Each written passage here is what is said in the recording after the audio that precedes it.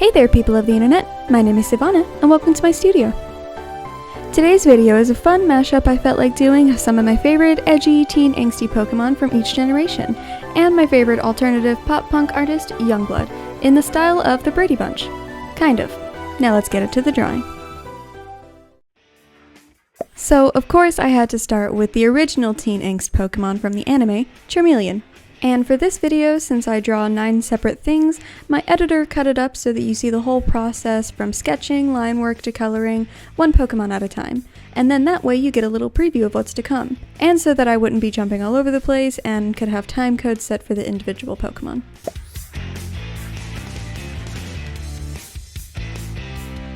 I chose this pose for Charmeleon because he does it a lot in the anime and it just shows how little he cares about whatever the situation is. And he's spitting out a little bit of fire to show off his attitude.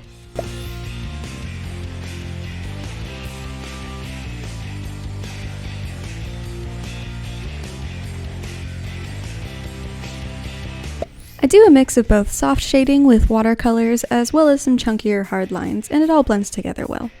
I also removed the line work for the puff of fire, but not for the tail because I wanted his tail flame to stand out more.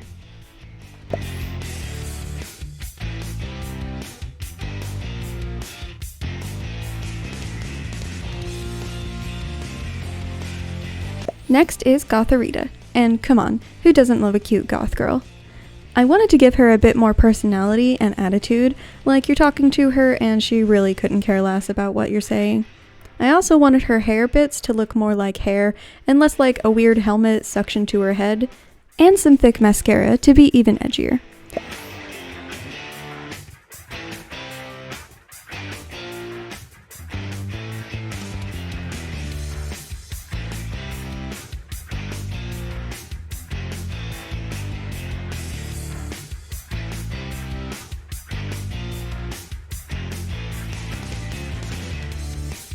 Coloring her was fun, and again, to make her hair look more like hair, I made it a different shade than her body and gave it more hair-like texture in the shading and highlights.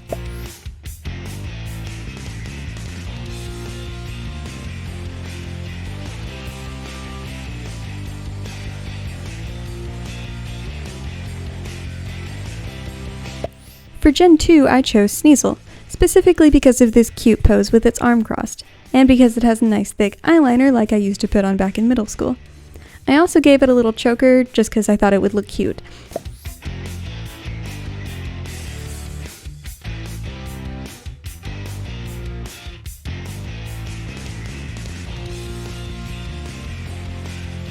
Sneasel was very simple to color and shade, and I really love how the feather things turned out. They're such a pretty color, and Sneasel is just such a good design. I ended up changing Sneasel's color from this kind of pale navy blue to the dark teal that it is in the anime, just because I think it looks better. Gen 2 for life, baby!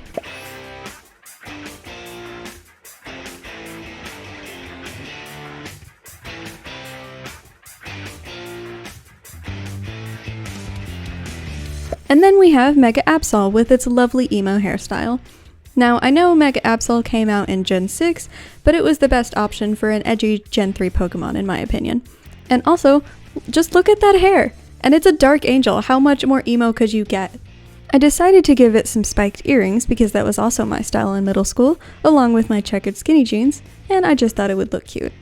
We need more accessories for our Pokemon in the games. Like, come on Game Freak, give me what I want.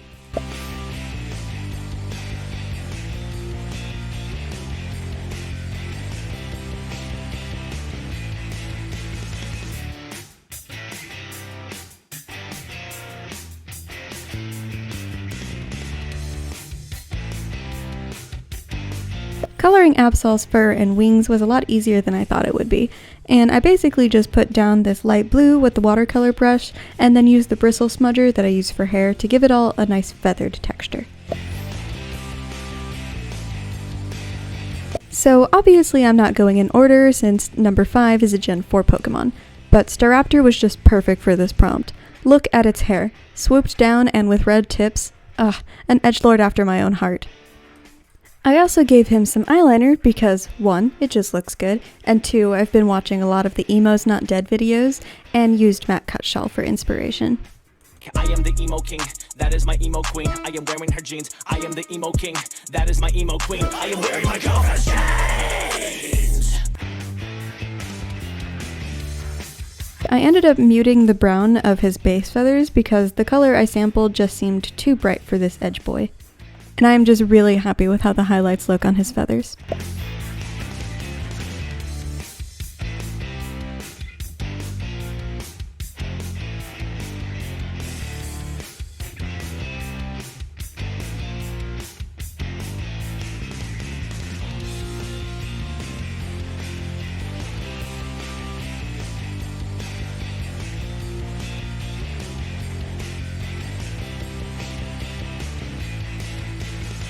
There's a bit of a theme here in why I chose these Pokemon, but I'll let you figure out what it is. For Gen 7 here, we have Lycanroc in Midnight form, looking super broody as he's being shoved into this box. He really is cute though. I didn't give him any accessories because I thought this pose was enough to get the point across and highlight his angsty teen energy. I said lump off, Mom! I debated on either Lycanroc or Salazzle for this slot and chose Lycanroc purely because of its hair. But Salazzle would have been a nice feminine counterpart to our other lizard, Charmeleon. Let me know what you guys think. I definitely plan to do Salazzle in the future anyway. She's beautiful.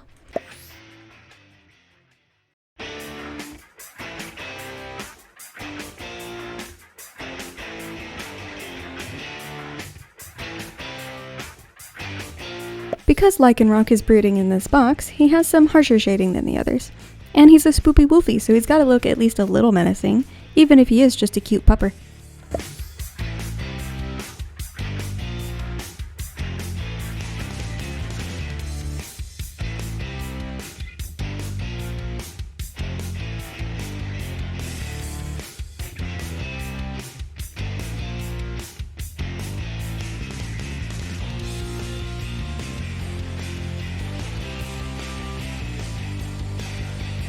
And now Gourgeist for Gen 6. I love Gourgeist and Pumpkaboo so much. Their designs are perfect to me. I especially love how Gourgeist's hair is also her arms. It just feels so unique and reminds me of Entrapta from the new She-Ra, and how she can walk on and do stuff with her pigtails like they're just an extra set of arms.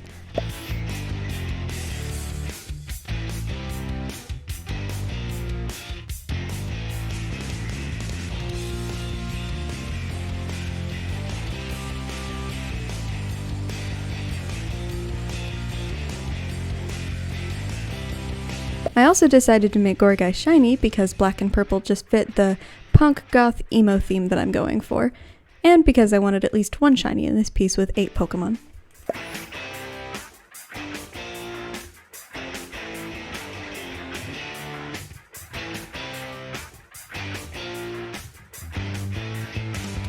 And finally we have Grimmsnarl, but you didn't see this coming for the past 8 minutes. I love this hairy goblin man, but trying to figure out this pose was challenging. I wanted to have him be giving you the middle finger, as the rude punk goblin that he is, but it was kind of hard to figure out when he only has 3 fingers and they're also hair. But in the end he turned out great, and I love coloring and shading his hair body. He looks so good to me. I gotta get back into Sword and Shield so I could get me one of these hairy boys.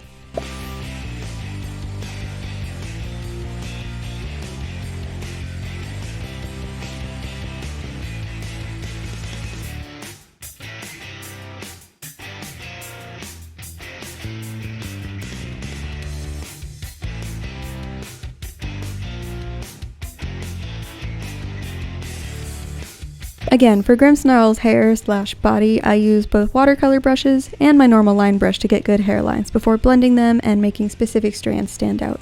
The highlights really make all the difference. This is how I want to do all my hair coloring from now on. Also, he kind of looks like he has muscles under all of that hair, or maybe his hair is muscles.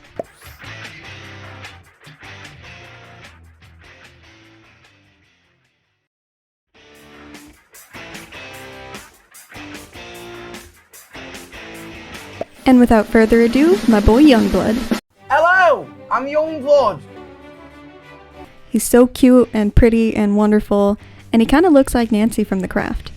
I really just wanted to do a genuine portrait of him in my style, and I hope that if he ever sees this, that he likes it. I clearly don't do him justice though. I also fiddled with his expression for a bit because I wanted to capture his most notable features, like his big ol' luscious lips, but it just wasn't looking right to me, so he's sticking his tongue out instead.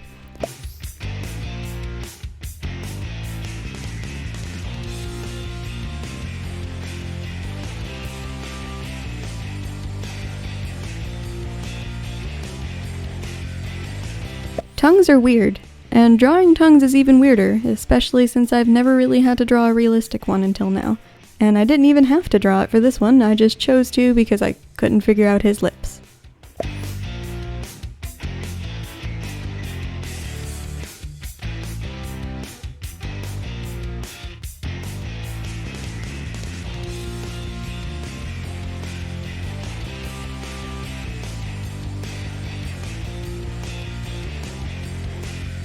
I kind of just went crazy with the line work for his hair, which is also not something I'm super used to doing digitally, but I really wanted to show off his wild hairstyle by just kind of swishing and swashing all the hairlines and not really caring if they connect because I could just connect them all with the color anyway. The headband was super annoying to figure out though.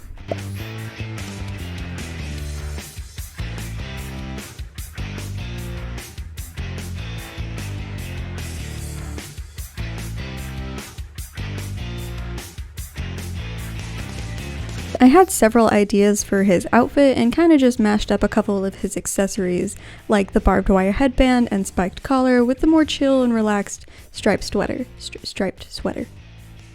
Because you really don't see that much of him, and I wanted the focus to be on his face. For his colors, I just sampled one of my reference photos and went from there. I do something with his two-toned hair that I'm not really used to, in that it's two-toned, and it's mostly the ends that are red, so I did my best to blend it together well and make it make sense, but it was a lot of fun kind of learning as I went. I also added some bright pink and red makeup to his lips and on his cheeks because of his YouTube picture where he's dressed up as Cupid, and I think it just looks so good. Shading his tongue was strange because I've never actually had to do it before, and it kind of just looks like wet bubblegum, but that's fine. I think it still looks nice.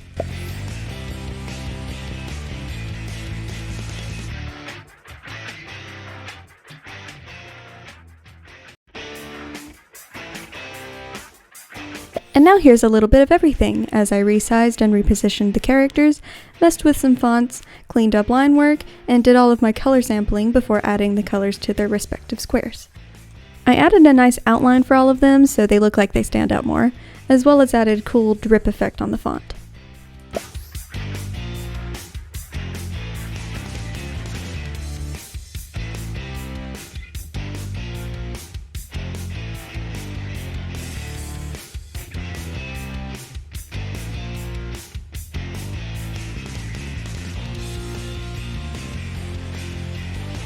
And here I'm adding some nice shines and catch lights to everyone for effect, and some extra sparkles before putting circles everywhere for those cool bubbles.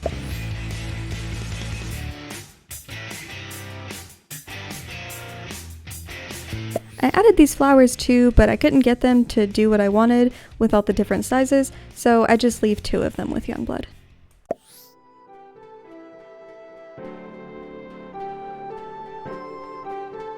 And there you have it, the Broody bunch is complete. This was a really fun little challenge me and my partner came up with, and I think I'll do more like it. It's just so fun to draw a bunch of different Pokemon together. And it gave me an excuse to draw Yungblud. Not that I really needed one, but I didn't think about it until my partner suggested drawing him with Pokemon in the Broody bunch squares, and I came up with the Broody bunch because I'm so punny and slightly cringy. Thank you all so much for watching. Let me know who your favorite edgy Pokemon is in the comments below, whether it's one of these 8 or one I glossed over. Also check out Yungblud's music, he's amazing. And of course, don't forget to hit the like button, ring the bell for notifications on when I put out new videos, and be sure to subscribe for more fun prompts like this one. Take care and stay emo, my friends. I'll see you in the next one.